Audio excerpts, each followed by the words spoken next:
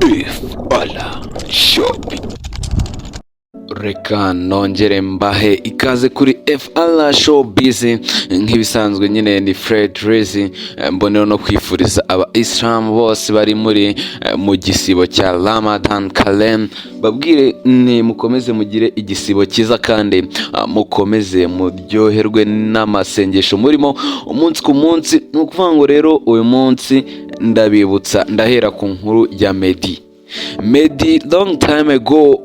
Byavuzwe yuko The Ben yari yakoze ubukwe, ariko ubu bukwe uyu musore MEDDY ntiyabugaragaramo.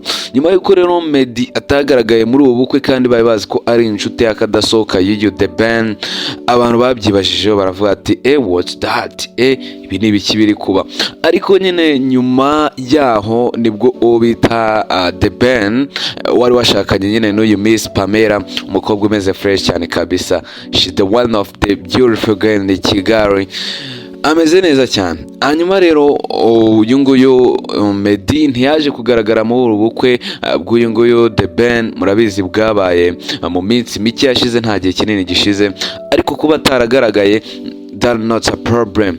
Ahubwo nyine abantu barajudginze on their side, baravuga ati The Ben ntiyamutumiye cyangwa se MEDDY yanze ubutumire. Buri muntu nyine yavuze point of view yuwe uko abibona, ariko nyine The Ben we nyuma yaje kugaragara avuga yuko kuba uyu nguyu MEDDY ataragaragaye muri ubu bukwe bwe, avuga yuko kuba ataragaragaye ntabwo bivuze kuko atabwitabiriye, ndetse yanavuze yuko mu bantu ashimira by'ingenzi abikuye ku mutima n'uyu nguyu MEDDY arimo. Kuba ataragaragaye ni ikintu gitoya ugereranije n'ibyo yakoze. Avuga ko kuri we uyu nguyu ashimira MEDDY kuko yakoze ibikorwa byinshi byiza inyuma bitagaragara abantu, kugira ngo ubu bukwe bube bwagerwaho cyangwa se bube bwaba.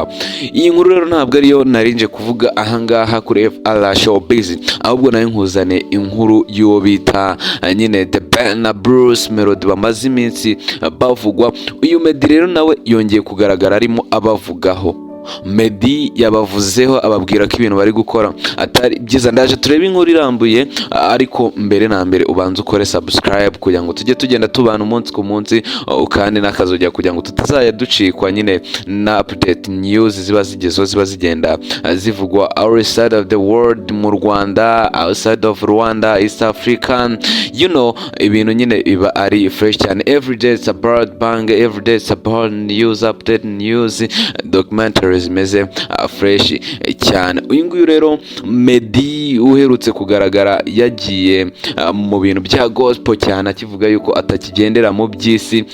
Bivuze ko nyine ubu ngubu ntabwo azongera gukora indirimbo itari gospel music cyangwa se secular music. Murabizi ko na nyuma y'iminsi mike yishize aherutse gushyira hanze indirimbo nyine ya gospel, indirimbo imeze neza cyane. Rero yavuze ko ari urugendo yatangiye kandi ko ari urugendo atazigera asoza. Nukuvuga ngo rero uyu nguyu MEDDY yatangaje abakunzi be ko nyine amaze kuba uw'Imana, ibintu by'isi atakibigenderamo cyane, ko ibintu by'isi yabishyize ku ruhande. Rero mu minsi yashize hanagaragaye amafoto cyangwa se amashusho agaragaza uyu nguyu MEDDY ari mu rusengero ari kubwiriza. Bivuze yuko nyine nawe ahamya yuko bidasubirwaho.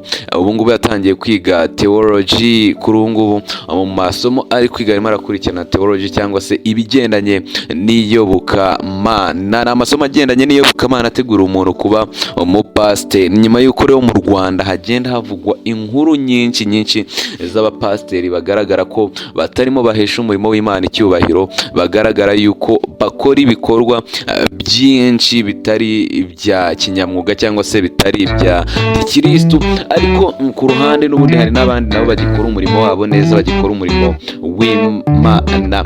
Ariko noneho nashaka kuvuga ese kuri wowe for you, kuri wowe nk'umukunzi wa gospel music kandi ukaba umukunzi wa secular music, by'umwihariko nyine umukunzi w'uyu MEDDY, ese waba ushyigikiye umwanzuro uyu nguyu Meddy yafashe wo kujya muri gospel agasiga hanze secular music? Ni mu gihe kandi abantu benshi baba bazi ko uyu muziki wa secular music ariwo muziki abantu binjizamo cyane. Bamwe bakavuga ati ese uyu nguyu Meddy yababona yamaze gukora amafaranga menshi ku buryo avuga ati ngewe I did it, amafaranga narayakoreye, ntabwo ngishaka kujya mu byinsi cyane. Reka rero mbere yuko tujya mu inkuru ngo tuyinonosore tubanze turebe ku nkuru kandi nyine ya Bruce Melody kuri ubu ngubu uri muri Leta Zunze Ubumwe za Amerika, kabisa ari ahantu uyu musore yahagize nk'iwabo. Every day he works up and turn it all in the USA. Navuga ko ibi ngibi yabitewe nuko yakoranye collaboration n'uyu umugabo bita The Rio Shaggy. Bruce Melody rero atangaza yuko afite n'izindi collaboration nyinshi cyane haba muri Afrika, harimo ba Pilot wa Savage. Avuga yuko binakunze akorana n'abahanzi benshi bakomeye bo muri Nigeria ndetse no muri Afrika muri rusange. Kuri ubu ngubu rero mbere yuko ajya muri USA, uyu nguyu Bruce Melody asize amagambo cyangwa se asize inkuru imusozi. Yasize inkuru mu gihe mwari mubizi ko uwo bita The Ben mu minsi yashize yagiye mu itangazamakuru anonosora ikibazo afitanye na Bruce Melody, ariko Bruce Melody gitse yanasabwa imbabazi, ariko Bruce Melody we ntabwo abikozwa. Avuga ko umuntu w'umugabo atakagombye kureka akazi ngo agiye gukina ibintu by'amagame. Ibi ngibi rero Bruce Melody arabivuga, aravuga ati mwaravuze ngo naravuze ngo The Ben ni umunebwe. Avuga ko nk'uko mu mashusho yagaragaye yaravuze ati ngewe ntabwo nigeze mvuga ko uyu nguyu ari umunebwe, ariko nanone nta nubwo ari n'umukurajeri. Iyi ni inkuru rero yasize, iyi ni inkuru yasize ubona ko hari ihangana rikomeye cyane muri showbiz nyarwanda. Bamwe rero mu basesenguzi bakurikiranira hafi ibintu bya showbiz bavuga yuko ibi bintu batabyitonde bishobora kuvamo ikibazo gikomeye cyane.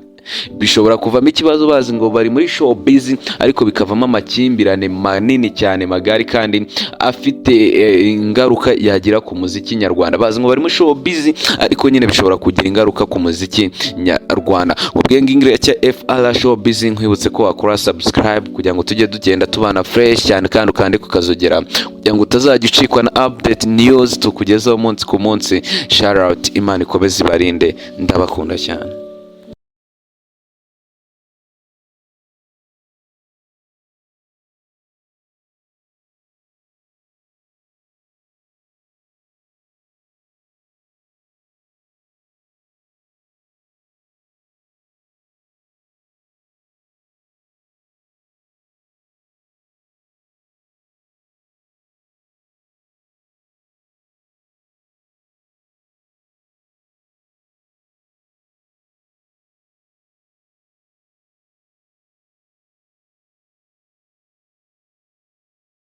FR Showbiz.